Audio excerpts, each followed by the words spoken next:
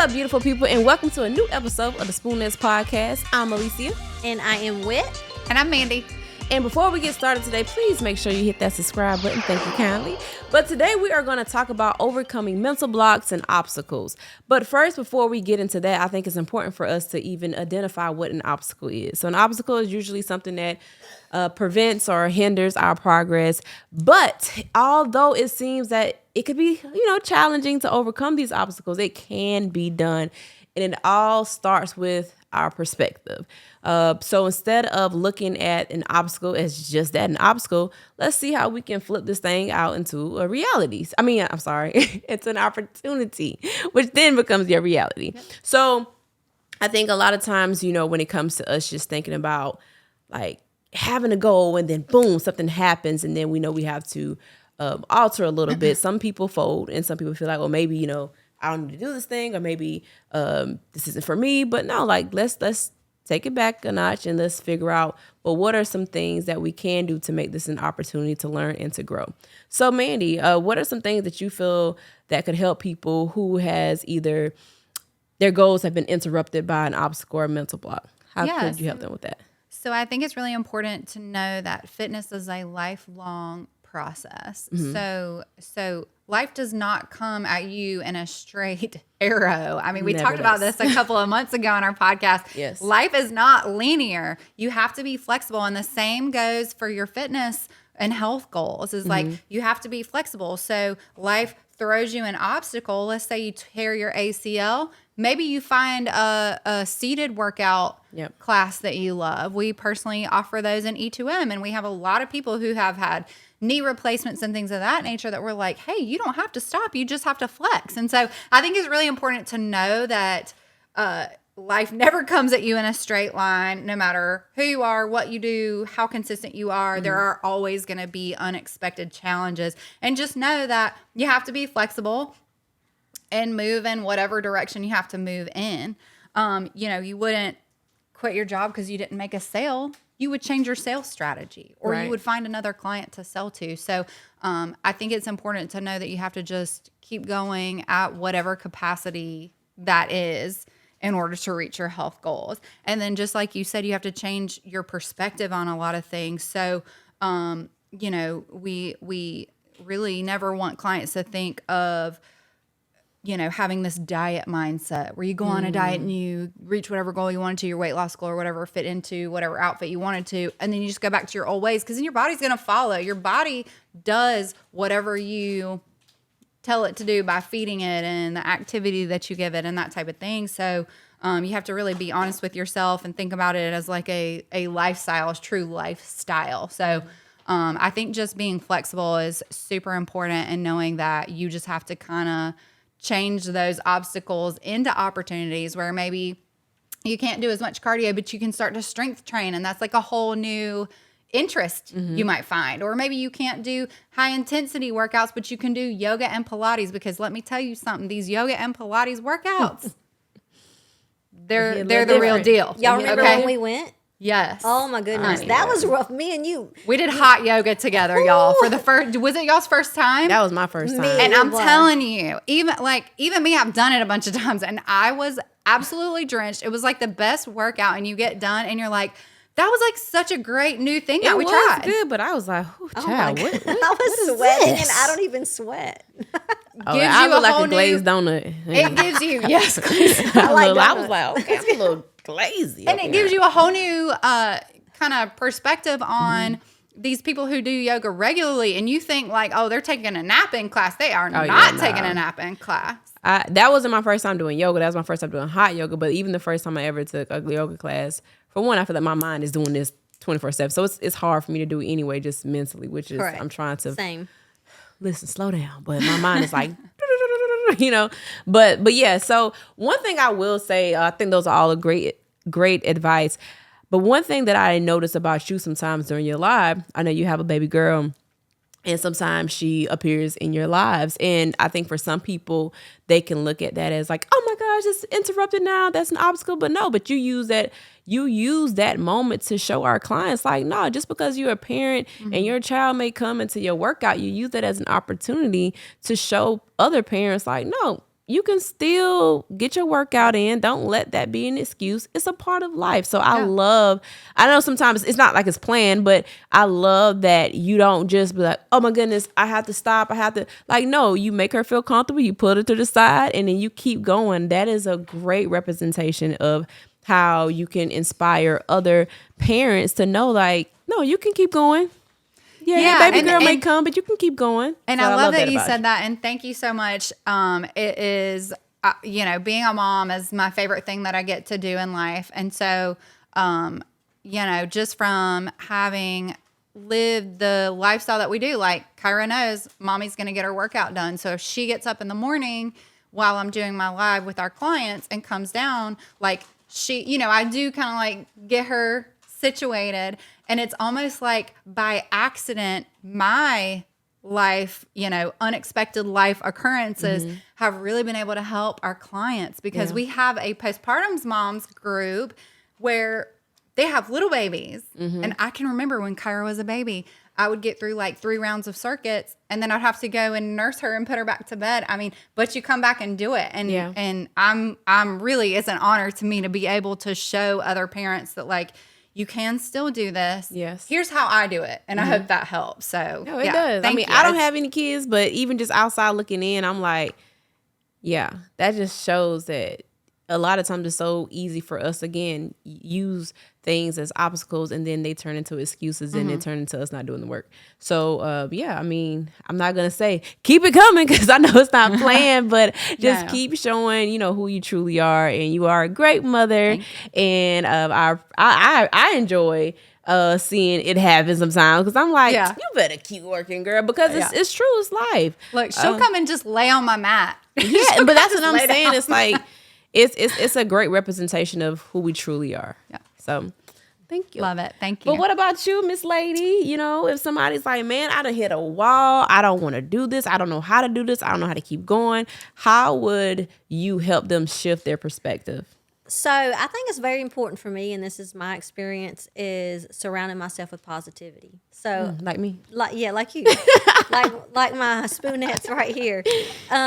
That's like really, really big deal to me. Like, I will, if you bring the negativity to my life, I will cut you off. Like you, like Super I have important, every time we go into a new round, I speak this on whether the first day or the second week, and I tell them, here's your bubble. Protect that bubble. Okay? Let's protect that bubble. And guess what?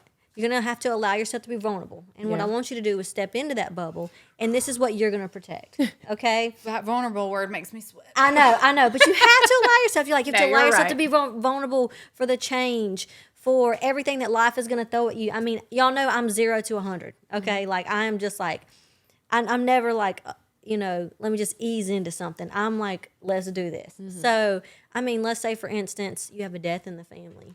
And, like, that hits home, I think, for a lot of people. So, death in the family, that doesn't mean you quit your workouts. That doesn't mean, like, allow it to be your outlet. Like, why are we stopping? Why are we stopping? Why are we, like, the blood flow, the endorphins, why are we not allowing that to feed us? Like, and, like, I don't know. I think I said like 1 million times already, but well, I would say that too. I get where you're going with that. It's just pretty much not allowing a tragedy to stop you from reaching your goals. But I also think it's super important to, whether the situation is a death or whatever type of tragedy is, do allow yourself to grieve, allow yourself to have that time you need.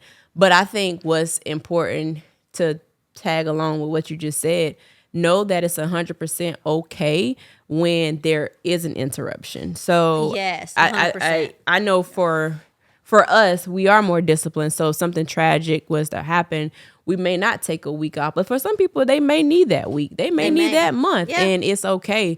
I think sometimes when it comes to us reaching our goals and knowing that you have this timeline set for yourself, know that it is 100% okay to just take that time, but you have to have that accountability people that's positive to know that take your time, but don't forget about the goals you set for yourself. Correct. Because, life keeps lifing. You know, Yeah. you have to keep going. So I think that's super important. And a lot of times the obstacles, they happen because of those things, because of the perspective that people have, because they think everything has to be perfect. They think the timeline has to be perfect. They think there should be no interruptions. And no, she has interruptions when her daughter comes. You have interruptions. You have a daughter as well, you know, and so if things does happen, I think it's the important piece of that is to know that, one, it's okay, and two, have those positive people that's going to help direct you in that keep going mindset, and three, just knowing that it's a part of life. We don't know what's going to happen tomorrow. We don't know what's going to happen this afternoon. But a lot of times when we set a goal, it's like it has to go this way, and that's where the roadblocks happen. That's where the your mind is powerful, very extremely powerful. So I think that's good. But keep going. Yeah, your mind is powerful. I think that's another thing that's so amazing about E2M is the fact that we have Reese to help us stay strong mentally. Like just that in itself. She talks so much about, roadblocks in life and the different things that happens, whether it's not your husband or your wife supporting you, or, whatever the situation may be. I know that hits home for a lot of people. So not to go into, going into too deep, but that's true, like. It is. And just for listeners who are not clients of ours already, Correct. Reese is our mental fitness coach. She is a licensed therapist. So she comes and does Dr. Reese Johnson. She's really amazing. She does. And every time, wow, I feel like I have my mind right as far as health and fitness goes. Like she always says something that really does hit home for me, and it like makes something click. So yeah, I mean, having her, I think, is one thing that just is really a game changer. Oh, and absolutely. she helps us too in our coaching. Absolutely. She really does. Absolutely. She does. Like I said, it's important for us to surround ourselves with, each other, the people that have the same goals. Those are the things that are going to protect us. Those are the things that are going to help us grow. So, hey, Boogie. Just come sit with Mom. Yeah, come on. All right. Yeah, so I just think that we just need to we're going to surround ourselves with Kiki. Right Now, we're going to have all these positive vibes. Maybe a little Frozen song start playing. But yeah, absolutely. So that's where I'm at when it comes to that. Listening to Reese, our mental fitness coach, just keeping your mind strong and realizing just because something happened, maybe something simple as not simple, but maybe it's a little bump in the road of like a car wreck or whatever. I know it goes. Lord, dramatic. are you and all these tragedies? I can't help it. Y'all know I'm zero. She's 0 to 100. She is, but that's what I I love about you is that you really are 0 to 100. But you also show us how to handle 0 to 100. Absolutely. Yeah. Girlfriend absolutely. had a little fender bender on the way to a meeting or a meetup Oh or something. yeah, and the she just sun or something. You Yeah, bumped her. yeah. Yeah. I She bumped just into someone. showed I You up. would've I never wasn't gonna known. Share all that, but You when you would've- showed up, nobody knew. She handled her business and she got the work done. And I mean, sometimes you just can't do that, but sometimes you can, and it's all about that mental strength to push you and get you there. Yeah, absolutely. Well, you have to drink over there. I'm sorry. It's fine. It's fine. Bye, Kiki. But yes, so those are all great tips. I think another great thing, and we say it all the time, but the part that I think we actually talked about this after we recorded our last podcast last month when we talked about, we kind of say a lot of the same things, but there's nothing wrong with that because a lot of those things still apply to, different people. So I'm going to say this, something that has been said over and over again, guys, positive self-talk. Yes. Positive self-talk. And I say that because, like you said, we hit that roadblock, we hit that mental block. And what's the first thing we do? We think of all the negative things. We start criticizing ourselves. I saw something on social media the other day, and I don't want to say the numbers because I don't know, but it was talking about we have a certain amount of, the average person has a certain amount of thoughts per day or whatever, and 80% of those thoughts are negative. And it's like, dang, and again, those numbers may be a little different, but it was just pretty much, it was a high percentage. That could be a lot. And it is, but it's people, typically because we usually do think about, well, what if this doesn't go right? Well, what if I don't do this right? And even for our challenges, we say it's an 8-week challenge, although it's a lifetime. But during that first week, take it back before people even sign up. Well, what if I'm not going to be able to do this? What if it's too hard? Well, what if you give yourself an opportunity to try? Yeah. You got to allow yourself to even try to think that you can do it. So positive self-talk, we have to stop believing the lies and stop believing the negative things that we're telling ourselves. Like, and it's easier said than done, but I think at first we have to understand how to identify it, because once you identify it, we're able to like, oh, I'm doing it again. You catch yourself. You catch yourself. Then you're intentional about changing those thoughts. Exactly. Because a lot of times people who are negative Nancy's, buzz killings, they don't know they are. I'm a Nancy sometimes. You think so? I mean, I can be positive Patty, but I can do. Y'all know I go straight to a 0 Not in to general, 100 though. Is what I mean. I'll go clearly. Nancy real quick. You over there Everybody has their moments. You over there talking about Final Destination scenes. We're like, exactly. Like, what? I'm like, oh my god. But now, but seriously, I think it's super important to make sure we're speaking that positive self-talk, making sure we identify when we're not, and that can start by affirmations. Being around, like you said, positive people. It could be a plethora of things, but definitely making sure we're talking positive to ourselves.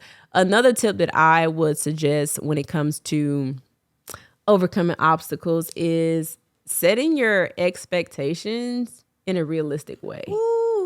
Because a lot of times we hit these, what we think are obstacles, because we done set this bizarre goal that is almost impossible to reach in the first place. Going back to when you said there's tragedy.